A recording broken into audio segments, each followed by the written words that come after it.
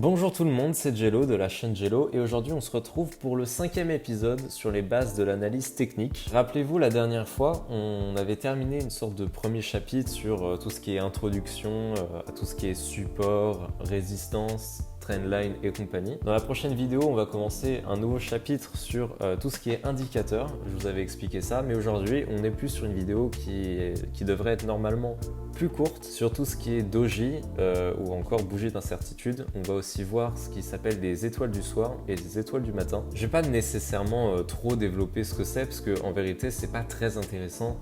Ça va pas être décisif plutôt dans vos analyses en elles-mêmes. Ça va plus être vous savez quelque chose en plus sur l'analyse technique. Autant étoiles du soir, étoiles du matin, bon ça ressemble vachement à des bougies d'incertitude. Autant les bougies d'incertitude, je pense, durant vos analyses techniques, ça doit vous servir peut-être une fois par mois, une fois tous les 2 mois, même pas. Disons que si vous faites toute une analyse technique, c'est pas le truc que vous voyez au dernier moment en vous disant « Ah merde, il y a une bougie d'incertitude, ah mais ça remet en cause tout ce que je fais ». Donc ça, c'est ce qu'on va voir aujourd'hui. Avant ça, j'aimerais bien évidemment vous parler de deux petites choses. Avant toute chose, j'aimerais saluer quelqu'un de particulier parce que je le vois régulièrement dans les commentaires de ma vidéo qui dit c'était assez utile, c'est sympa, etc. Merci, il se reconnaîtra je pense, mais merci beaucoup à toi, ça me fait plaisir de voir que quelqu'un suit réellement mes vidéos dans le sens où moi ces petites vidéos sur l'analyse technique je le fais quand j'ai un peu de temps, je le fais pour partager quelque chose parce que ça me tient à cœur juste d'en parler, etc. Et ça peut paraître stupide, mais cette personne était là dès le début et ça m'a vraiment motivé en fait à continuer, de me dire qu'il y a quelqu'un en fait pour vraiment écouter ce que je fais. Donc voilà. Mais merci beaucoup à toi, je pense qu'il va se reconnaître. Donc voilà, tout ça pour dire que ça me fait plaisir de savoir qu'il y a au moins une personne qui suit vraiment mes vidéos, qui apprend des choses durant cette petite série. Qu'on partage un peu ça en commun. Là, on est 2, mais je me dis que peut-être un jour, on sera, je sais pas, 4 ou 5. Ce sera une petite folie, qui sait. Mais bon, ce serait super. Deuxième chose dont je voulais vous parler, alors ça n'a rien à voir, je change complètement ce sujet. C'est plus quelque chose que je voulais vous montrer. En fait, il se trouve que hier soir, j'avais envie de réinvestir une partie de mes gains sur une crypto-monnaie. Et comme je vous ai dit que, bien évidemment, ce qui était important, c'était tout ce qui est analyse technique, analyse des fondamentales aussi qui est très important quand vous vous lancez dans les cryptos, peut-être même dans les actions, enfin peut-être dans les actions. Tout ça, c'est des analyses qui sont très importantes. De quoi va parler, qu'est-ce que cette entreprise, qu'est-ce que cette crypto va faire, est-ce qu'elle est plutôt prometteuse, est-ce qu'on a suffisamment confiance au projet pour la voir grandir, etc., etc. Tout ça, c'est des analyses qui vont être très importantes, mais j'ai envie de dire quelque chose d'autre que j'ai réussi à placer qu'une seule fois dans ma vie, mais quid des maths? Parce qu'on pourrait penser que tout ce qui est analyse technique, tout ce qui touche un peu à cette finance finance décentralisée, DeFi, on pourrait s'attendre à ce qu'il y ait énormément de maths. En réalité, comme vous avez pu le voir, quand on voit les bases, on ne va pas forcément toucher directement aux maths parce qu'on a des indicateurs en fait qui font des fonctions à notre place. Ça va être des sortes d'algorithmes qui vont venir remplacer nos maths, mais ça ne nous empêche pas d'en faire. Par exemple, je vais vous montrer un truc. Voilà ce que j'ai fait. C'est ce que j'appelle des analyses un peu stupides en quelque sorte parce que voilà ce que j'ai fait. J'ai pris quelques cryptos. Donc là, vous avez les cryptos que j'ai pris. ETH, Cake, BNB, XRP, UTK, VET et compagnie. Et ce que j'ai voulu faire, c'est que juste ici, j'ai pris l'ATH. Alors, je l'ai très mal, je l'ai fait vraiment vite fait. J'ai pris l'ATH, donc on a vu ce que c'était. J'ai pris le cours d'hier soir, à peu près. Et là, j'ai essayé de calculer une sorte de coefficient, une sorte de multiplicateur. Dans le sens où si j'achetais cette crypto-là, si elle venait par exemple à revenir à son ATH, ça m'indiquerait quel est le multiplicateur à appliquer sur l'argent que j'ai placé dans cette crypto. Et donc du coup j'ai regardé un peu, alors le plus élevé c'est CHZ, mais en fait j'en avais déjà pris genre juste avant. Mais voilà, pour être franc, moi je me suis intéressé à VET, et l'avantage avec VET c'est que c'est un projet, je vous invite à vraiment regarder les fondamentales de chaque projet, parce que voilà, on n'est pas là pour faire vraiment du purement spéculatif.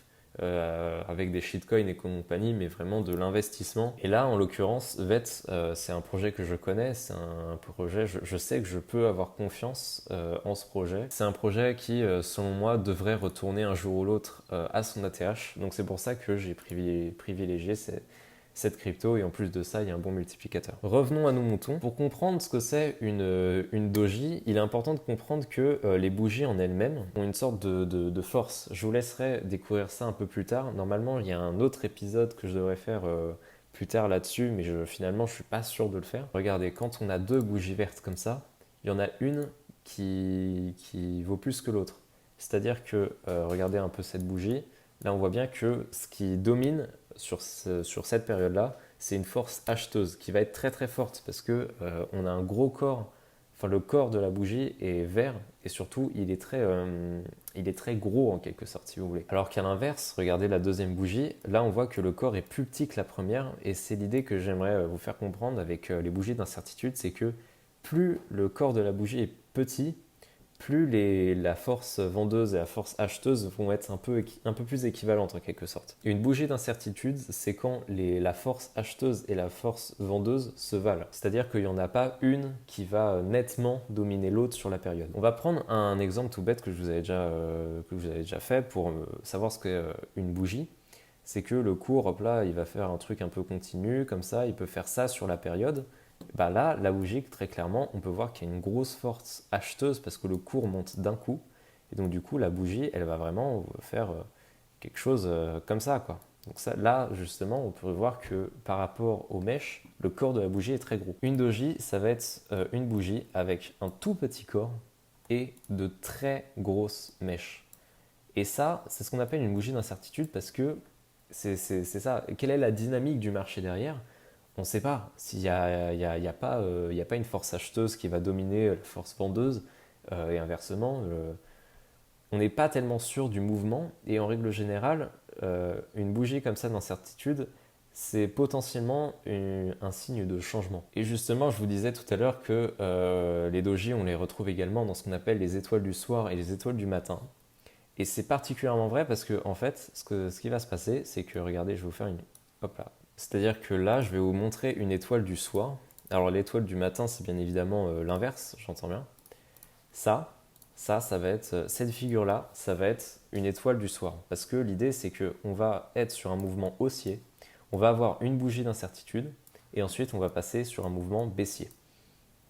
Et c'est ça les dojis. Les dojis, c'est juste une sorte de bougie qui va vous annoncer que la tendance va être modifiée. Je suis désolé si vous ne comprenez pas forcément, mais en réalité, c'est pas tellement grave. Comme je vous ai dit, c'est pas vital de savoir ce que c'est une doji, ce que c'est une étoile du matin, une étoile du soir. C'est juste pour votre culture en quelque sorte. Donc, je vous ai sélectionné une doji qui est assez importante, juste là, sur le cours du Bitcoin le 29 juillet 2021.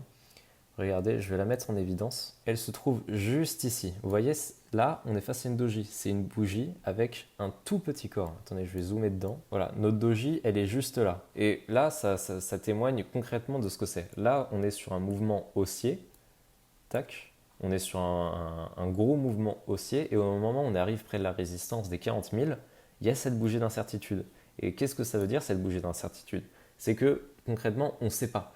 Il y a des gens qui se disent « Ah, on va arriver à la résistance. Moi, je pense que le cours, il va s'effondrer. Moi, je me retire. » Et à l'inverse, il y a des gens qui vont se dire « Ah, regardez, on arrive près de la résistance. Selon moi, le cours du Bitcoin laisse sous-entendre qu'on risque de casser la résistance. Je préfère en racheter parce que selon moi, on va aller plus haut. » Et justement, il y a cette espèce d'équilibre des forces acheteuses et vendeuses qui est traduite par cette forme-là de bougie. Un tout petit corps et de très très grosses mèches. J'ai aussi remarqué une étoile du matin sur le Bitcoin. Ah oui, là, juste ici. Juste là, vous avez une étoile du matin. Alors, une étoile du matin, comme je vous ai dit, c'est quand vous avez un cours qui va être plutôt baissier sur une certaine période.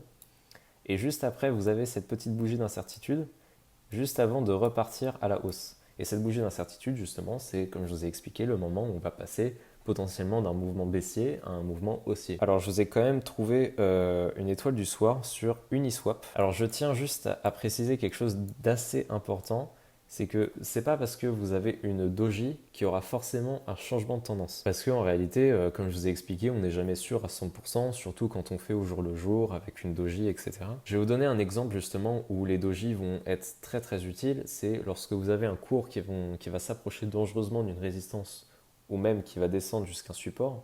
Si lorsque vous allez toucher le support, vous voyez une doji, c'est qu'on va très certainement rebondir dessus. Une tendance haussière sur un peu plus d'une semaine avant de passer à une tendance plutôt baissière. Et justement, le moment où on va passer entre les deux, ça va être traduit par cette doji-là, cette étoile du soir. On a terminé donc avec les dojis et les étoiles du soir et du matin. Navré si vous n'avez pas tout compris, mais c'est pas important. Comme je vous ai dit, les dojis, les étoiles du soir, etc., c'est pas non plus primordial à connaître pour les analyses techniques.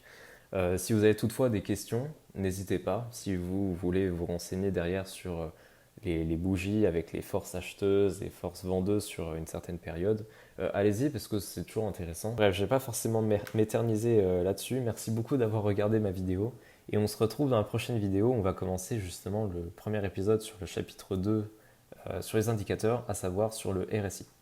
Merci beaucoup d'avoir regardé ma vidéo et je vous dis à la prochaine. Merci et au revoir.